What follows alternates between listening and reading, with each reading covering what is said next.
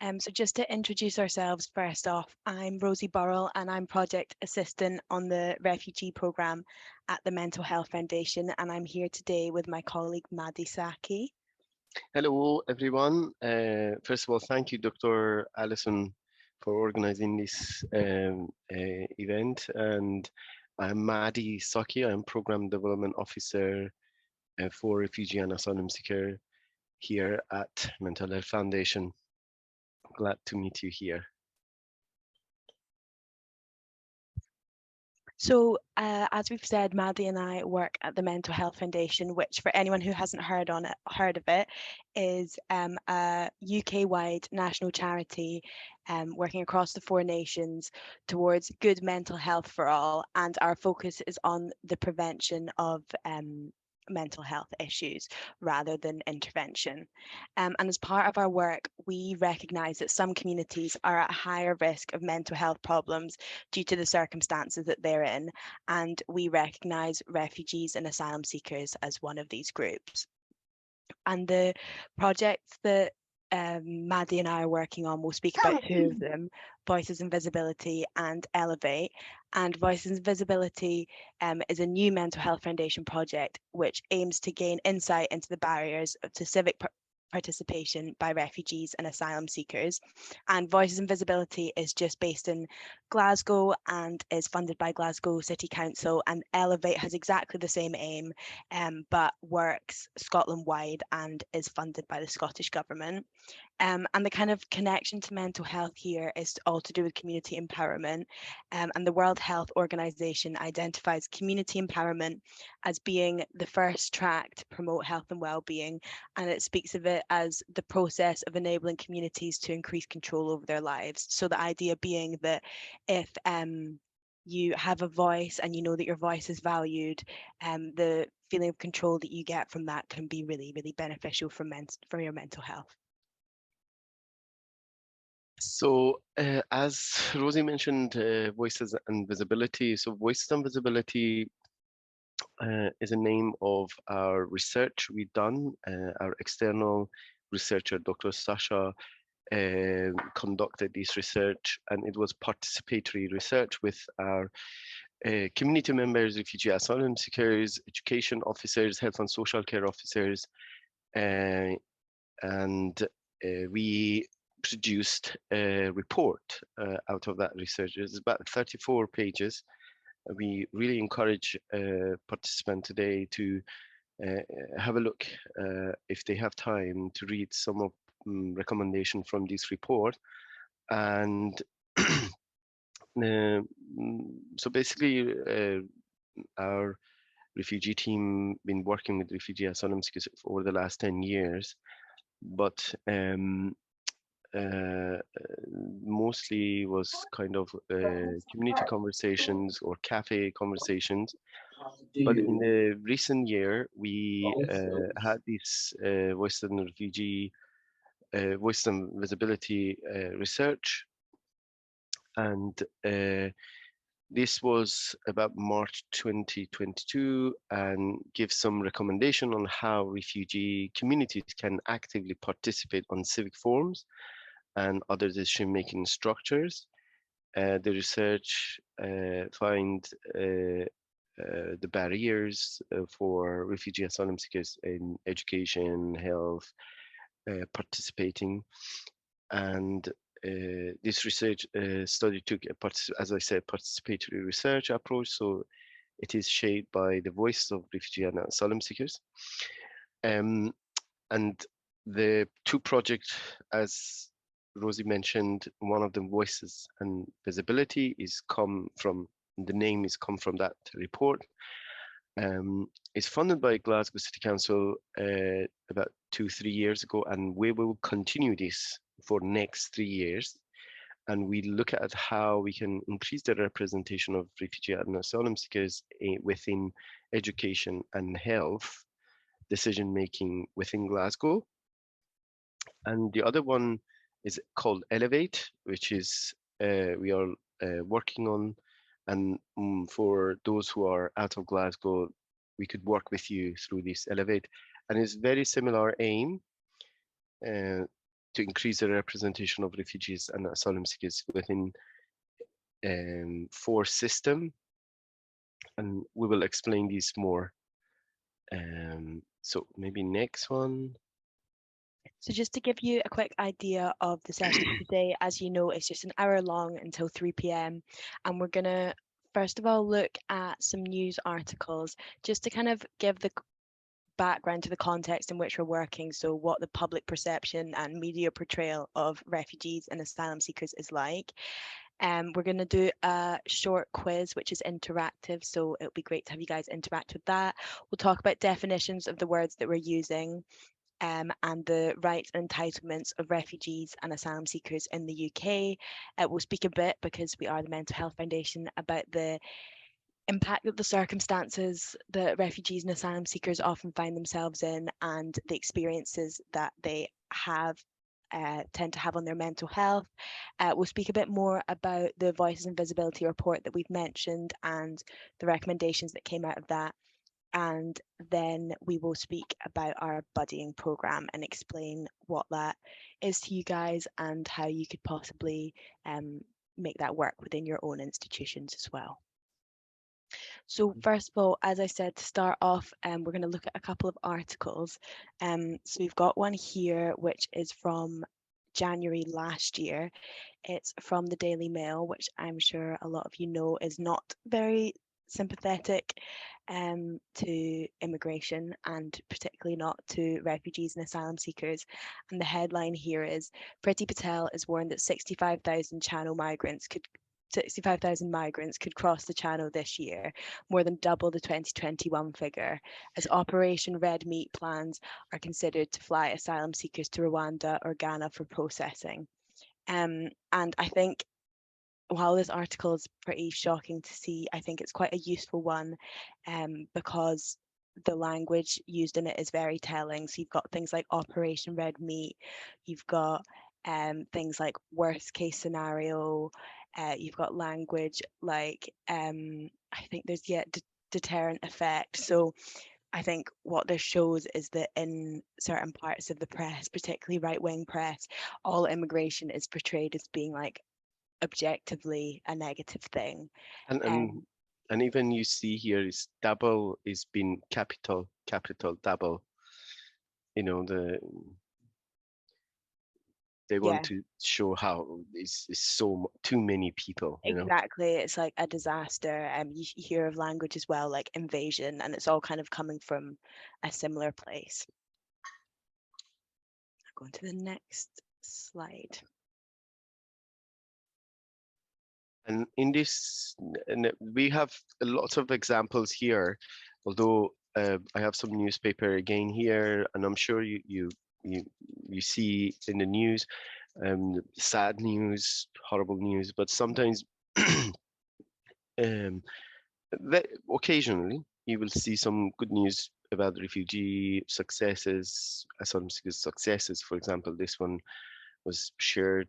I've realized my dreams, the refugee entrepreneur who are thriving in the UK. So the fact we put it here is because we need to think about not just sad news or bad news where Daily Mails and these newspapers they publish.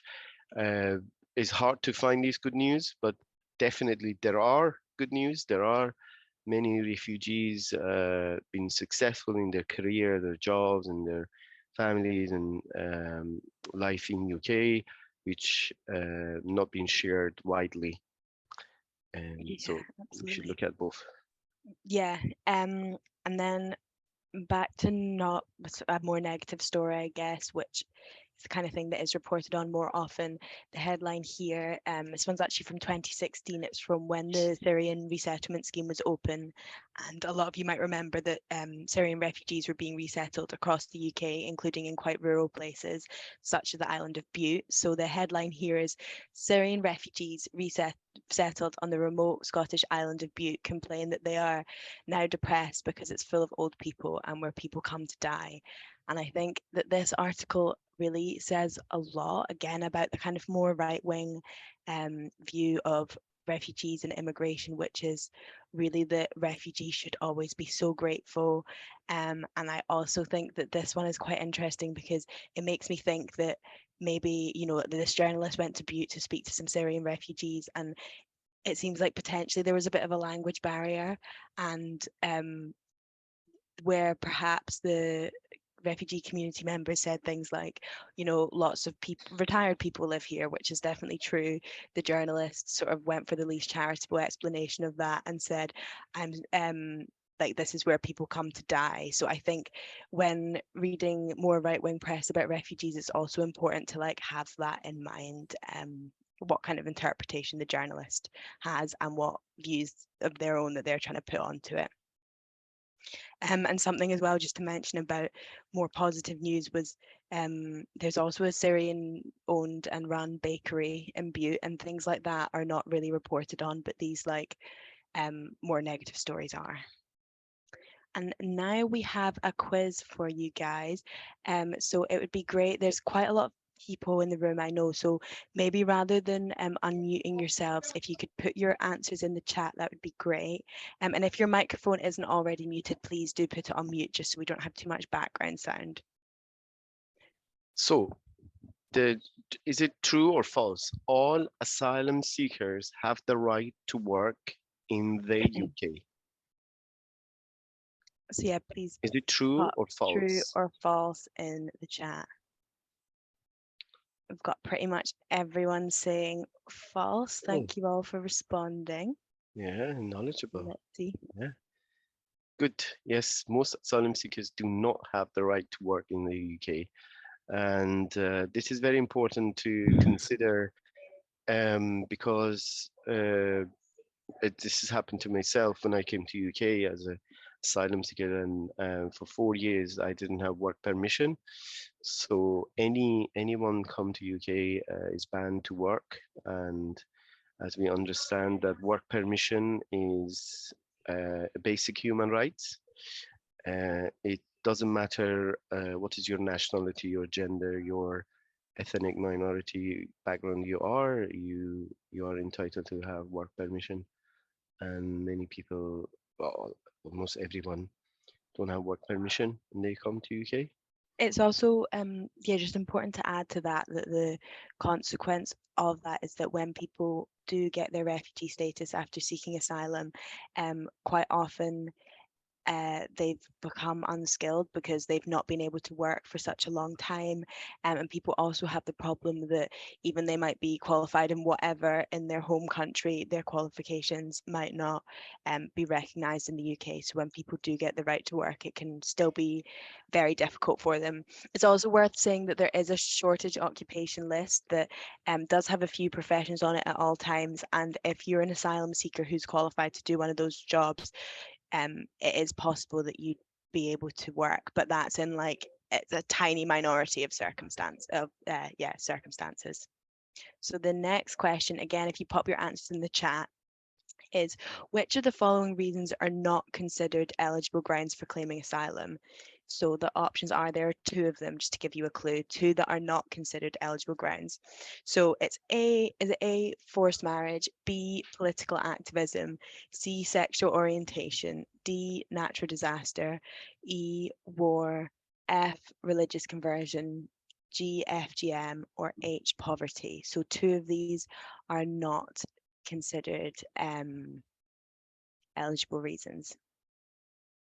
Interesting. So we've got a few people saying D and H, a few people saying A and D. Interesting to see what people think here. A and D, A and B, someone says C. So we've got quite a mix of responses here. And someone says all of them.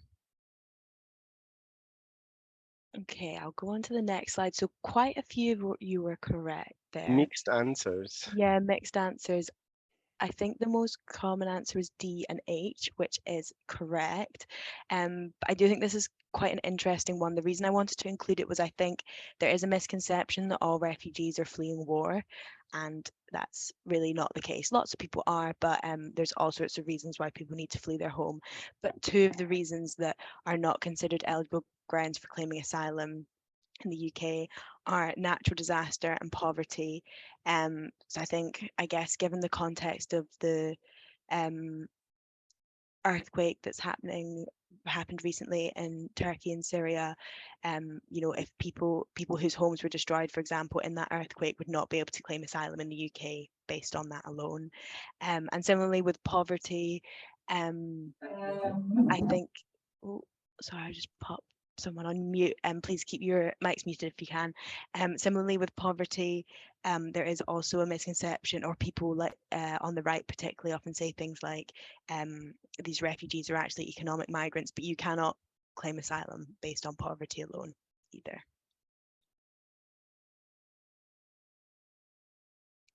Madhi, you're on mute. Yes. Yeah. So the next question is, how much financial support do asylum seekers receive from the Home Office each week? B, B, B, Yeah, lots of people saying B. B. No. Yeah, you're correct. Or someone did say A. So we've got people saying A and B. So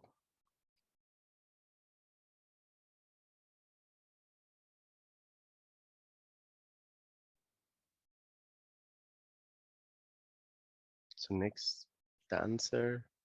That's the answer now. Yeah, the answer is £40 and 85 pence. So this is the support, the financial support. Sometimes is cash or maybe by some kind of card, and they've been paid. And those who are in hotels, they are get less, obviously. They might get just food and £8 and 50 pence for a week. So you could imagine if you within this all living crisis and the cost of living, um, how you can survive with £40 per week. Your transport might cost £5 per day. Um, Although the asylum seekers, they don't pay for the rent, but obviously this is very, very low amount of money. And the hotel situation, we know how different it is, and the accommodation are share accommodations. So there are maybe some people, they live for years with these £40 per week.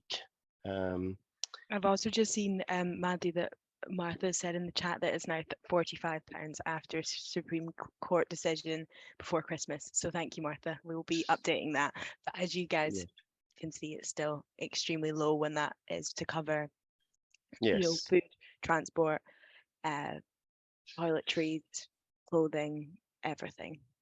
and yeah, and bear in mind, if some people become destitute, means their case been rejected and been homeless or destitute. They don't receive this £40. They don't have work permission. They can't access to Yeah, we'll speak a homeless bit about services. destitution in Yes. a moment. Okay. Yeah. Yeah. Good. So next question is, what percentage of the world's refugees come to the UK? Is it less than 2%, 5%, or 25?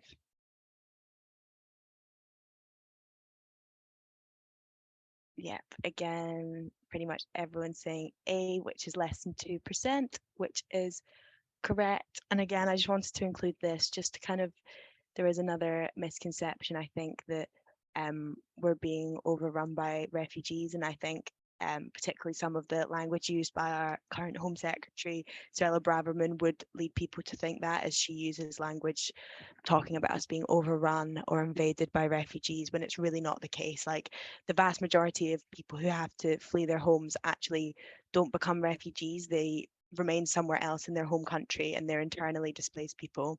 And then of those who do flee their homes, the vast majority of those people, about 75%, go to a neighbouring country. So actually really small numbers end up coming as far as the UK, and those who do it often is because they might already know people here, they might speak English. Like, there are various reasons why people do, but the numbers are really, really low. So now we've got some definitions of the words that we've been using. So, what is a refugee? A person who has fled war, violence, conflict, or persecution and has crossed an international border to find safety in another country. So, I think, yeah, the next one is asylum seeker.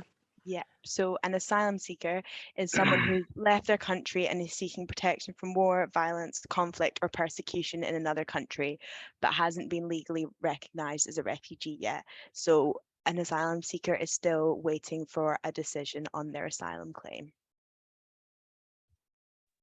What is a destitute asylum seeker? I just briefly mentioned a person who has asylum application has been refused and who does not or cannot return to their home country. When this happens, the asylum system withdraws support from them, including accommodation. They have no resource to public funds. You might hear this definition, NRPF, and no right to work, meaning they are forced into destitution. Yeah. And then lastly, a migrant is a really, really broad term that refers to any person who lives outside their country of origin. So refugees and asylum seekers and destitute asylum seekers are all migrants, but people who move out of their country for any reasons, including those who aren't forced to flee, but move maybe to move with a partner or get a job or for a better life for their family in whatever way, those people are also migrants. So it's a really, really broad term. And just to say that we explain these definitions because as in the beginning, you read some newspapers, they said about asylum seekers, but they say migrant. They talk about asylum seekers, but they what they say, they talk about they use the wrong definition, basically. They use the wrong definition. So we need to be clear on in the definitions. So Julie, I can see, is just put in the chat, is a destitute asylum seeker no longer entitled to be in the country? And we will actually get to that in a second, Julie. You're just one step ahead of us. So now this is about what are the rights and entitlements of an asylum seeker. So we talk about that asylum seekers don't have work permission from day one when they come to this country. And I believe that their human rights being abused. So their rights are very much different from the British citizens and different from refugees' rights. So providing with accommodation, usually in a flat, but sometimes in a temporary accommodation, hotels, give weekly asylum support payment about £40 or £8 when they are in hotels and are provided with food. So they can't choose the city or the accommodation. They have no options. So they are basically told to go where they should go. For example, when I came to Liverpool, they said to me, "You have to go to come to Glasgow," and I am in Glasgow since I came to UK 14 years ago. Cannot open a bank account and are unable to claim benefits. So they are not entitled to any benefits like job seeker allowance, universal credit, housing benefits, or others. They have no right to vote. So again, they are not participating in our democracy, in our elections and the politics. So again, no work, no social life, no democracy, and and from the first day asylum seekers arrive in the UK, their children can go to a school and they can access the NHS. And one thing to say about education, I understand that if asylum seekers can go to ESOL classes, they could study part time at college. I went to college, studied part time. I couldn't do full time. I couldn't do a university course at the time, and after I became refugee, I went to university. So yes, if asylum seekers, they are limited in accessing to education as well. Um, as you are in education, you might have some knowledge on this as well. So next one. So is So this the me? Yeah. So the rights and entitlements of a refugee are very different to those of an asylum seeker. So when an asylum seeker receives their refugee status, they get the right to work in the UK. So at that point, um, a person with refugee status can claim benefits, they can open a bank account, and they can get a national insurance number. And as of, I think, 2021, refugees in Scotland, so people with refugee status, can vote in local and national elections, but that's a pretty new thing. And also, um, if refugees, when they were asylum seekers, were given somewhere to work, to live.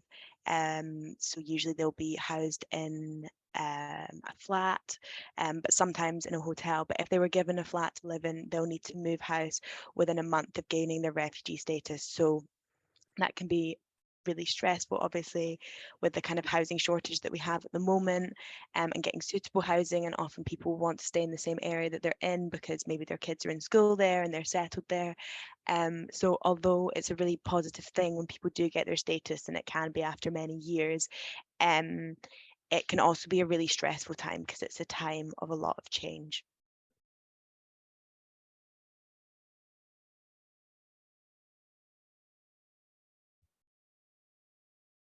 You're on mute, Madhi. I was just reading the chat and I was just not sure. What are the rights and entitlements of destitute asylum seekers? So again, no resource to public funds. Children can attend school if the family they have children. NHS treatment can be accessed. However, your immigration status can affect whether you need to pay for some types of treatment. And sometimes, if you're destitute, your GP, as you maybe know, they ask you for proof of address, permanent address. And if you're destitute asylum seeker, how you can prove your address, right? So how you can access to NHS GP.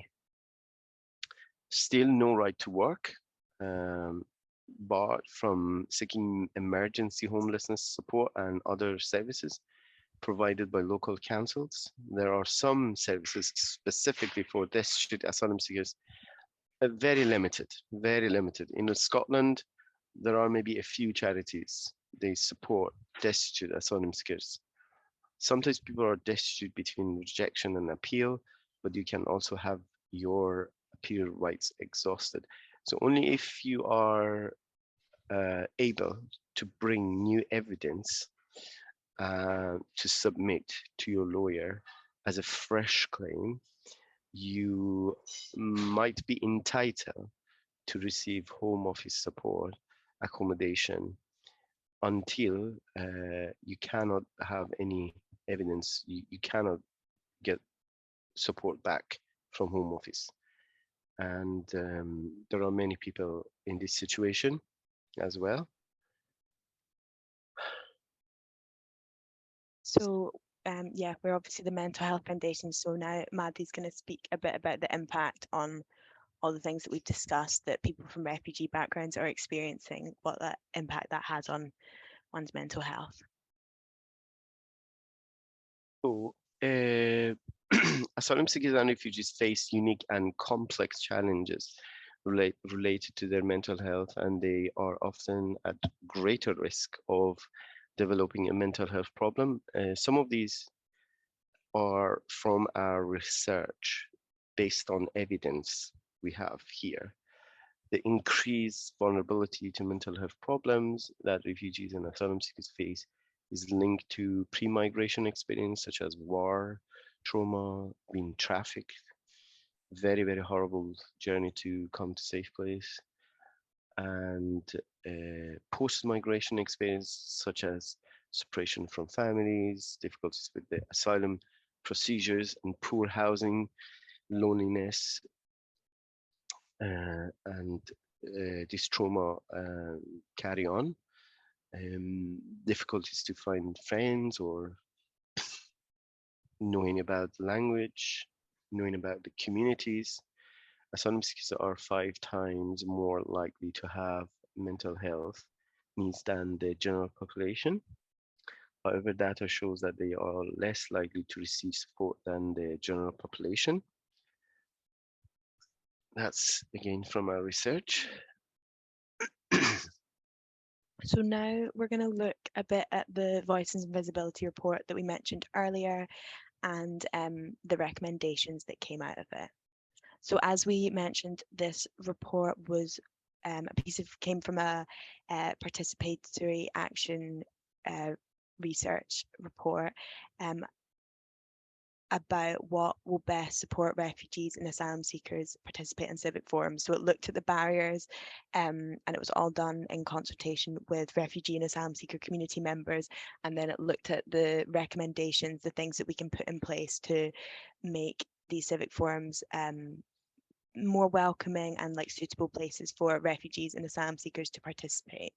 So one of the recommendations, which we'll go into a bit more detail about in a minute, is buddying. So the suggestion is to invest in a buddying or mentoring program within civic forums between refugees and existing members of the forums to allow the following things: to facilitate communication and good relations between the host communities, the people who are already on those forums, and refugees, and to support access to public engagement forums and demystify these forums for refugee communities to increase participation. So the idea being, the example we'll use in a moment is about parent councils. So connecting up an existing member of the parent council who already understands how it works, understands the issues being discussed, knows when they meet, knows how they meet, to be buddied up with a person from a refugee background who hasn't joined but is interested in joining, to support them in that process and to be able to answer any questions that they have. The second recommendation was to deliver training about refugee and asylum seeking communities, such as this training, to people who are already on civic forums to help them better understand the needs and experiences of people from refugee backgrounds. And what we also do is deliver training to refugee community members to prepare them. So yeah, to help them understand these forums better before joining and to kind of prepare them for joining, because it's more likely to be successful if they kind of have some background knowledge and understanding of how these forums operate before joining. And the last one was to create opportunities. So to break down stereotypes and preconceptions about refugees and asylum seekers by creating the opportunity to highlight their strengths, skills, aspirations, contributions, and commonalities with the host communities.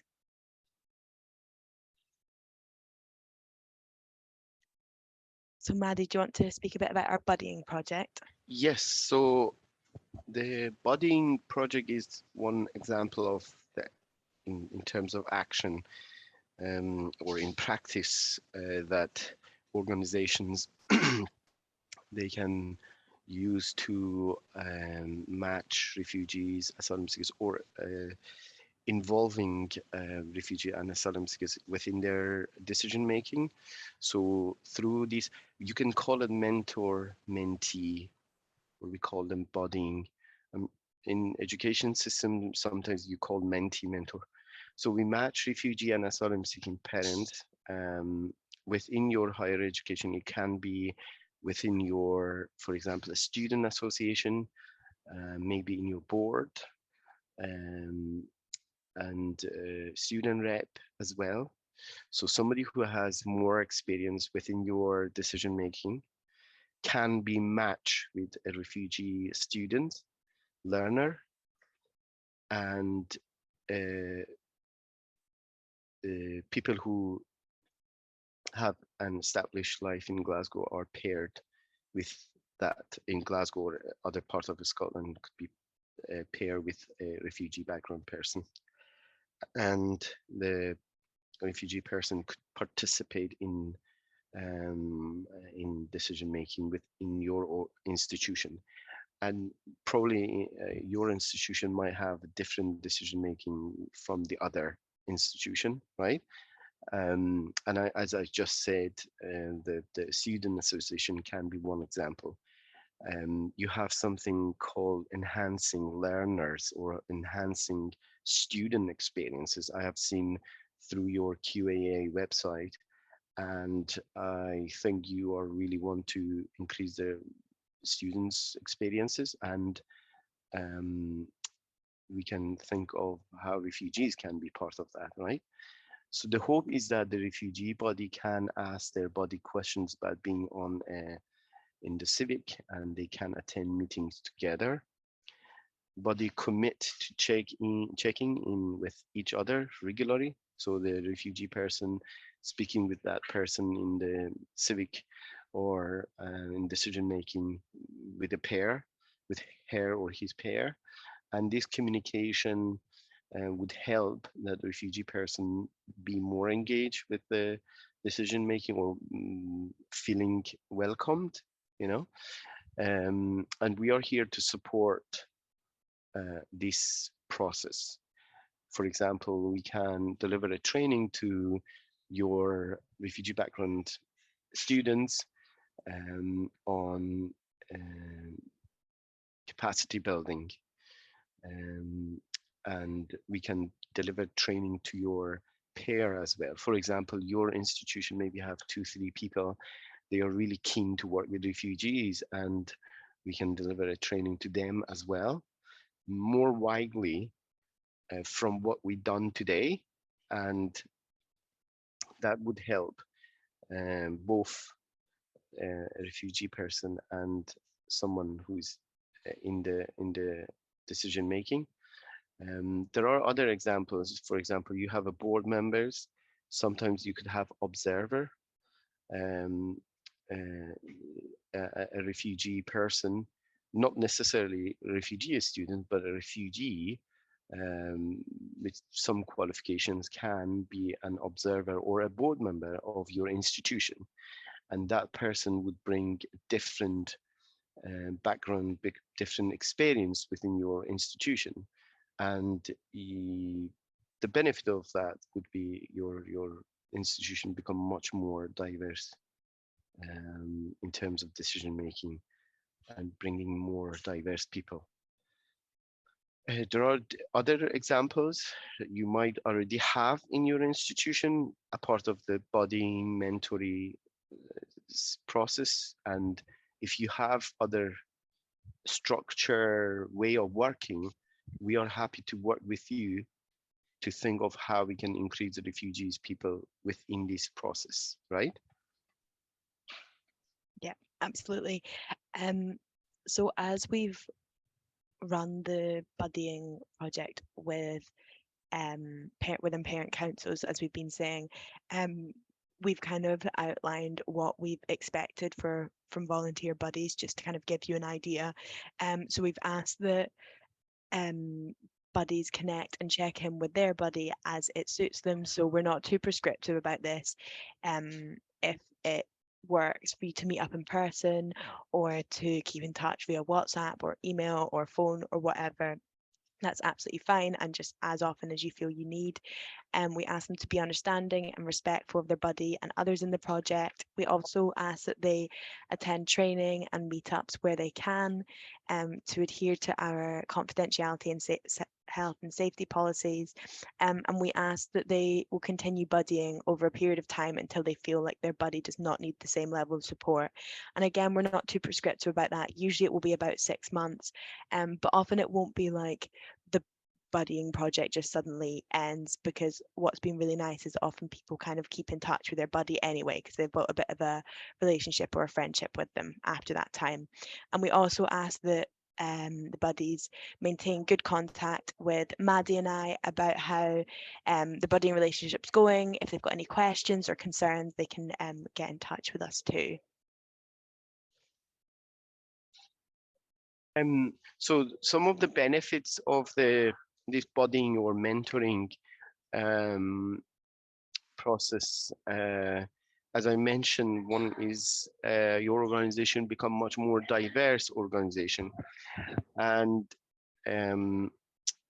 support a person from a refugee background to become part of Scotland, New Scot, feeling they are part of the country, the institution, your institution as well, and your body will learn more about the people from refugee background, and that become kind of unique experience about their culture, about their language, um, and uh, um, and and that's one example that we can work and support your mentee mentors or body, um, and this training, this support is available free to them as well, to your student associations as well. We are happy to meet them and deliver this training to them as well if needed, and this is free of charge. And we have some resources as well. We can share the resources with you. Some posters, we have a few posters about hope, what hopes look like, and we have some videos as well we can share. But very much we are looking to work with you, if you think this is important, and if you think that um, you really want to have refugee asylum seekers voices within your institution. We are here to work with you, and if you think there is a gap in decision making to hear the voices of the refugee background, we can work with you. Um, and thinking about other way of working, you might have some different ways of working. Um, we are happy. I know some of these universities, colleges, they are really keen to uh, give scholarship to refugee students or asylum seekers. I know that this is something happened after a couple of years ago it started. So I know some of your institution really want to do that. So these are some of the issues we wanted to discuss with you, but please ask any question you have here. Um, I know you have some questions within your chat box. Do you want to look at them, Rosie, and then we can answer the questions, please? Yeah, sure. So Katerina just asked if we had resources or a link about the buddy scheme. I said we didn't have any resources specifically about it, but to email me, and I put my email address in the chat, and it's on the next slide as well. And I'm just trying to find the message. Angelica asked if we offer advice or training outside Scotland, and unfortunately we don't. Our project is just operates within Scotland, I'm afraid, to answer that one. But yeah, if anyone's got any other questions, please pop them in the chat and we can answer them.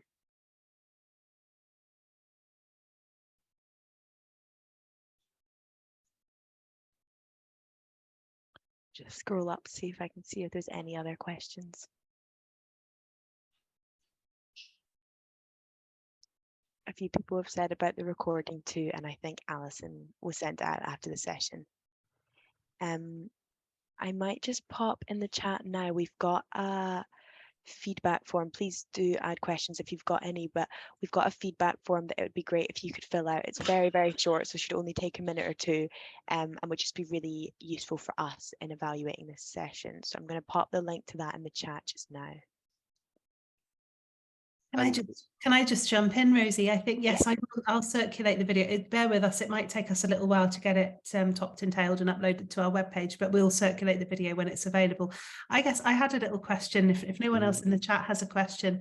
Just if you had, from a mental health perspective, if you had one piece of advice that you could give to, let's say, teaching staff in universities, what would it be about? What do people really need to be aware of, and how can they best provide proactive support to refugees? Yeah. Yes, sorry.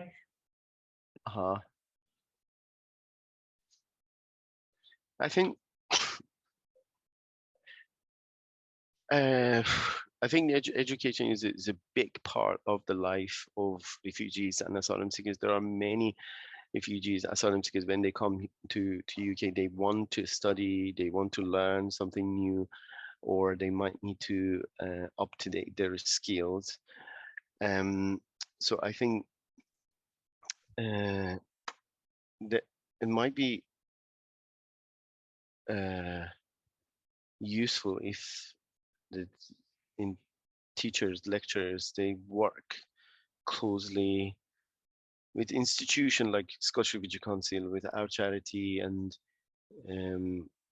other partners, to have in place some resources if there is a gap there, about their need, to identify the need of the refugees and asylum seekers. And I'm sure there are gaps here, like why the asylum seekers should be banned to study, and the lack of ESOL classes in colleges is huge. I know that. And just consider these people as citizens of the British country, rather than to see that they've been labeled by Home Office. Yeah, so need to, yeah. I would also just add, this is slightly different, but I think if I was to give a piece of advice, it would be just to like not be afraid, because I think often fear is a massive barrier when it comes to engaging with people that we view as different to us, or not like us, or coming from a different background to us. And often people don't engage because they're afraid of offending or saying the wrong thing. But actually, if you're coming from that place anyway, I think you're very unlikely to offend, and just ask the question. And make the effort, because I think people really appreciate it, and just try and not let fear be a barrier. And I think what often surprises people is that they have more in common with the group than they ever think they might. I think sometimes there's a fear around asking any questions about maybe somebody's life before they came to the UK, and as long as it's not a potentially triggering question, for example, I wouldn't suggest asking what was your journey to the UK like. But if it's, maybe asking about oh, what did you do for work when you were in your home country, and you can pick up on people's body language and how they seem to be about it, but generally people want to talk and share and make connections. So yeah, I think my advice would just not to be afraid of taking the first step in that.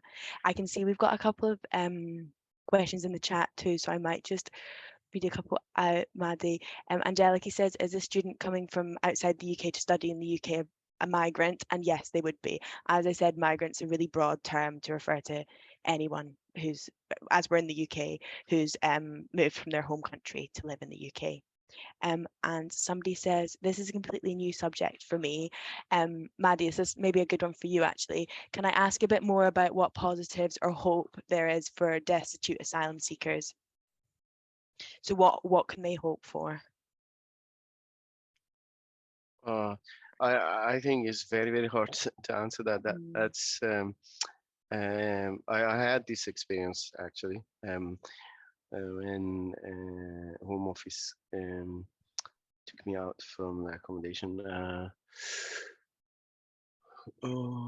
I guess I would potentially say that maybe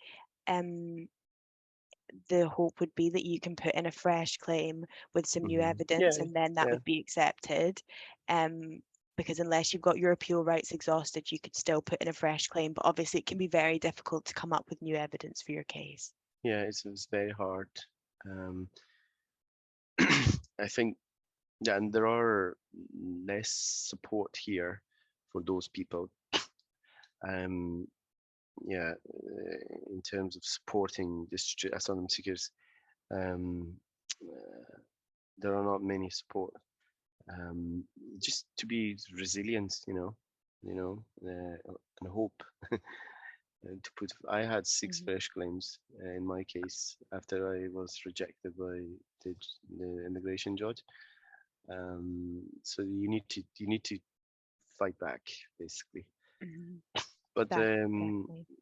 one thing I just want to mention in terms of the institution's officers, I think would be great if you go back and look at your student association, the board, and decision making.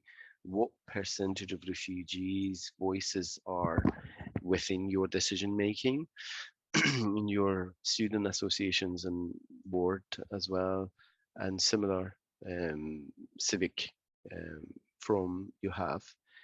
And if you see there is a gap there, the percentage is very, very low, think about how you want to change that um, within your organization, in your institution, with a college, university, um, and how we can support your work. If you really think that the change should come and those people should have a voice, I think the best thing is these people should be there themselves to present themselves rather than other people to present themselves. Um, so that's one thing I'm hoping that for a Yeah. start to work together, I think you need to look at what's going on there within your organization and then reach to us, and then we work together. We could make a poster to send to you and um, about our Elevate project and share it in your social medias, in your college, universities, and people maybe sign up, refugee background people, and then we could work together. We could work with them, with you, and then they might come to our training as well, and then or they have enough capacity to stand, and then they come to your student association or wherever your civic forum is. So yeah, so Yeah, that's one thing. definitely. There's a couple more questions in the chat now.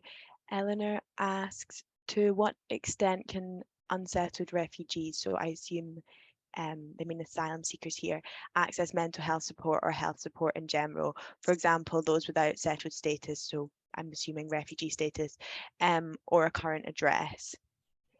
So asylum seekers theoretically should be able to access health support, including mental health support, through the NHS. But as Madhi mentioned, if you don't have a current address, it is really difficult to register with a GP. So that's where the challenge comes in. But that would be more a challenge if someone's destitute. If someone's not a destitute asylum seeker but is receiving their asylum support, then there should be no issue in accessing health support. I mean, there will be the same issues that say I as a British citizen would have in terms of like long waiting times and stuff like that, but they should be able to access medical care in the same way that me or Madhi or anyone else would. But the difficulty comes in if you don't have a fixed address. Luke has also said, for anyone in Scotland, Just Right Scotland deliver a fantastic training session on refugees and asylum seekers accessing education, which sounds like a great tip. Thank you, Luke. Kira's asking, what has currently been effective in helping those that have struggled manage their mental health? There are, I mean, I know off the top of my head that there are some pretty amazing NHS centres in Glasgow. I know there's one called Anchor, which is in Ibrox. So I guess we know Glasgow and Scotland better than other places in the UK, but that is a mental health clinic for asylum seekers with complex PTSD, and that is the service they offer is amazing. And there are other services like this in the NHS. The issue is that the wait times are incredibly long, sort of like a couple of years to end up properly getting regular appointments. So there is really good support out there, but the waiting times are really long. In terms of other things, there, depending where you are, kind of the bigger the place and the more asylum seekers there are, there'll be more like things happening in the community groups and stuff like that, which can also have a really positive impact on people's mental health if they're feeling a connection with other people. I'm trying to see what other questions we have. I think Alison also said, thank you, Alison. I'm trying to find your message. Madhi mentioned earlier that a potential barrier to study is the lack of recognition of prior learning. It's worth mentioning that the SCQF partnership are doing work in this area with regard to refugees and asylum seekers. Thank you, Alison. That's great, and we are happy to speak to them as well. Any education organizations, if they want to work with refugee asylum seekers, we are happy to be partner with them and bring the people there. And there are some other things, just very quickly to mention, we could do a consultation as well. For example, we could have a group of our community members with your researchers or your education officers on education, whether it is about access to education, barriers. You could choose topics and relevant topics to our community members, and we are very connected with our community members. So myself, Rosie, and we have 5 sessional workers. They are all refugees, so we actually know the community. So if you have if you need a consultation, if you want to do a focus group, we are very happy to work with you to hold a consultation. We could do that here, or we could do it online. We could think about how we could do that in practice, not a problem. But we have done this about health 2 times about education and other consultations. So we had like 15, 20, 10 our community members, people around the table, like for 1 hour, 2 hours. So it's not just bodying system. So there are other ways we could work together, right? Pankaj also said asked in the chat if there are any resources to deal with mental health issues for refugees and asylum seekers. And I added there something. Yeah, there's one there from Madhi. If you can send us an email, Pankaj, you can see our email addresses on the screen now. And we can also send you the resources that we have within Mental Health Foundation, and some suggestions like the one Madhi just gave of other places. It'd be useful also if you can tell us in the email where you're based, just so we don't send you things that aren't going to be relevant to your area. And have to add that we are going to produce more resources for our refugee communities. We have funding, and we are working on, because we are working on prevention, we are not delivering services. So as you maybe notice that most of our work is on prevention with training, producing resources rather than delivering services. So we are going to create more resources, maybe translation of our resources, creating more videos, podcast, radio sessions. We are in process to do these things more, and I'm very happy to share these with you as well. Not a problem. Yeah, we have these posters. This is what hope looks like. We are going to print, there are 8 posters. We are going to print out something like 250 of these. And if you think these are useful, we are happy to bring them to you or post them to you. Or if you have like events, something like student engagement, something, we could bring these stands there and our staff could come there and speak with people. Yeah, these things, yeah, we have. And our videos, if you want to share them on your social media or your website, we are happy to send them to you. Our communication manager is Claire. I'm very happy to be contacted.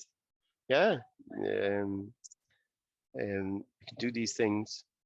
It's not in our presentation, but definitely we are happy to share these with you.